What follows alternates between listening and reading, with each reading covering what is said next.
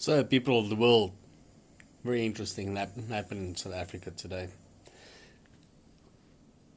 They promised to uplift the ban on sale of cigarettes on level 4, and today, after consulting with 2,000 people with 9 million smokers in the country of South Africa with a population of 56 million, they decided to go against it.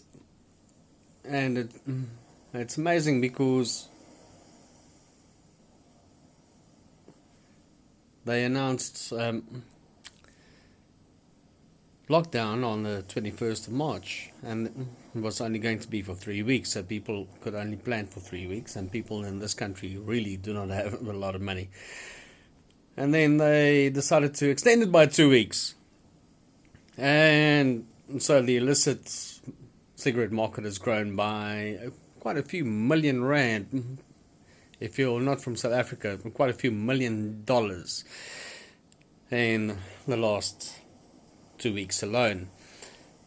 And like they worked out, they are missing out on 1.5 billion rand just on sin tax. And I'm a smoker, so this is really touching for me as well, because 36 hours before I could buy a packet of cigarettes, and the government giving me all this hope, they took that choice away from me, which means that they are now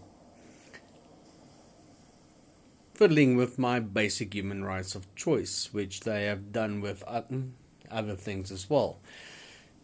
And if you look at just the riots at the moment in South Africa, it's going to get worse. So I don't know what this is actually all about. Is this because they are not looking after the people? They don't want to look after the people?